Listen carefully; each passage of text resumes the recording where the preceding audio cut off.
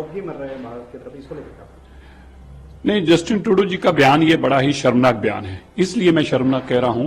पहले उन्होंने पार्लियामेंट के अंदर और बार बार पार्लियामेंट के बाहर एक ही झूठ बोल रहे हैं, और एक प्रधानमंत्री ये बार बार कह रहा है कि मुझे शक है, आई बिलीव, आई डाउट, मुझे शक है कि कनाडा की धरती के ऊपर एक कैनेडियन को मरवाने में भारत की एजेंसियों का हाथ है, विद नो क्रेडिबल एविडेंस। हम बार बार कह रहे हैं क्या है वो एविडेंस, पूरा देश और दुनिया उनसे पूछ के बताइए आप किस बिहाफ पे बोल रहे हैं, और बोल रहे हैं मुझे शक है। ये नहीं कह रहे कि मुझे पता है इन लोगों ने किया है।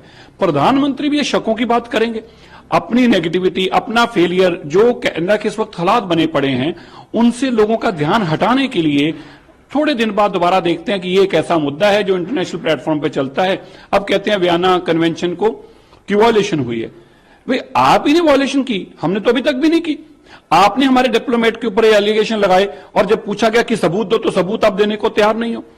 और आतंकवाद का आज कनाडा साथ दे रहा है, ये जस्टिन ट्रूडो प्रधानमंत्री आतंकियों का साथ दे रहे हैं, वहां गैंगस्टर्स का साथ दे रहे हैं। वो जो लोग जो एयर इंडिया का जहाज उठाने की बात करते हैं कि 19 तारीख को भारत में एयर इंडिया का जहाज उड़ा देंगे, इसमें कोई ट्रेवल ना करे सिख, ऐसे गुरपतवंत सिंह पन्नू कनाडा में बैठ के बयान देता है आतंकवादी, और आप उसके ऊपर कोई कार्रवाई नहीं करते। इसी तरह गोल्डी बराड़ वहां बैठ के स्टेटमेंट देता है कि मैंने सिद्धू मूसेवाले को मरवाया है, आप उस पर कोई स्टेटमेंट नहीं देते। लेकिन आप बिना तथ्यों के और बिना एविडेंस के जो एक एलिगेशन है उसके ऊपर बार बार आप बोलना चाहते हैं, क्योंकि आपकी अपनी जो वहां पे नेगेटिविटी हो चुकी है, छवि खराब हो चुकी है। और ये पहली बार शायद देश में हुआ होगा कनाडा में कि सारे एमपी उनकी पार्टी के भी इस बात का विरोध कर रहे हैं, ऑपोजिशन दबा के विरोध कर रही है और कह रही है कि आप अपने रिश्ते खराब कर रहे हैं भारत के साथ, और इससे भारतीयों का नुकसान हो रहा है, सिखों का नुकसान हो रहा है। लेकिन वो है कि अपनी नेगेटिविटी को छुपाने के लिए बार बार हमें कटघरे में खड़ा कर रहे हैं। दोनों कहां देखते हैं? पहले तो मैं उनकी कड़े शब्दों में निंदा करता हूं इस बयान की। रिश्ते तो बनाने से बनते हैं। कहां हमारे प्रधानमंत्री की तरफ से वहां की धरती पर जाके लोगों से बातचीत करनी, वहां के लोगों को यहां बुला के बातचीत करनी, और कहां एक प्रधानमंत्री जो है केवल इसलिए ताकि उसकी नेगेटिविटी खत्म हो जाए इसलिए हमें बार बार बदनाम कर रहे हैं। तो रिश्ते तो हमारी तरफ से तो कभी कमी रही नहीं है, लेकिन अगर रिश्ता रखना ही नहीं चाहेंगे तो हम जबरदस्ती रिश्ता कैसे किसी के साथ डाल लेंगे। लेकिन इस नुकसान हम सिखों को हो रहा है, कनाडा में बैठे सिखों को हो रहा है, भारत में बैठे सिखों का हो रहा है, और उसके बाद सबसे ज्यादा गुजरात के लोगों का हो रहा है। नुकसान हम लोग झेल रहे हैं, और ट्रूडो जो है कि वह स्टेटमेंट देकर और लुका छिपी खेलने का काम कर रहे हैं बिना किसी एविडेंस के। भारत के प्रति दिवाली जवानों के साथ मनाने, देखिए मैं समझता हूं कि 10 साल में उन्होंने एक रिकॉर्ड कायम कर दिया। भारत की जो सेना का मनोबल बढ़ा है। पाकिस्तान आज इस स्तर नीचे आके याद आ गया। मुझे याद आ रहा है अरविंद केजरीवाल का वो बयान, जब वो कहता था कि अगर मोदी और अमित शाह की इस बार फिर आ गए तो पाकिस्तान खत्म हो जाएगा, ये पाकिस्तान को तबाह कर देंगे। ये उस राह पर चले हैं। उस राह पर चलते हुए हमारी आर्मी का जो मनोबल बढ़ाने का प्रधानमंत्री ने काम किया है, हम उसके लिए उनको बधाई देते हैं।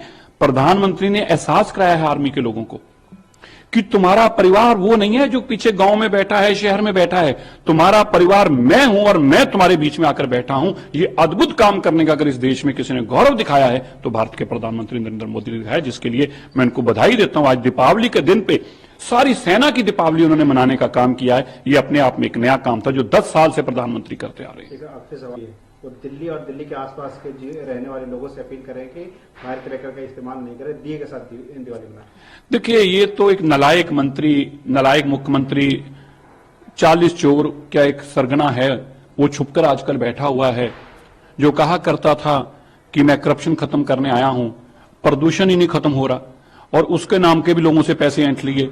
ऐसा मुख्यमंत्री आपने कब देखा था? 1 करोड़ 40 लाख लोगों के फेफड़े जो हैं वो जल रहे हैं, और अरविंद केजरीवाल छुपकर अपने घर में बैठे हैं। 12-15 दिन से एक स्टेटमेंट उन्होंने दी, एक बार भी ट्विटर पर नहीं बोले, और बोले तो किस पर बोले कि मेरी धर्मपत्नी को मुख्यमंत्री बना दो, सुनीता जी को मुख्यमंत्री बना दो, इसलिए एमएलए की बैठक बुला रहे हैं। और आज उनके लोग कह रहे हैं भैया स्कूल बंद कर दो, कॉलेज बंद कर दो, दुकानें बंद कर दो, कारोबार बंद कर दो, फैक्ट्रियां बंद कर दो, कंस्ट्रक्शन बंद कर दो, गाड़ियां ऑर्डर बंद कर दो। अब कह रहे हैं कि दिल्ली के लोग तो करो, अब दिल्ली के बाहर वाले भी कर दो।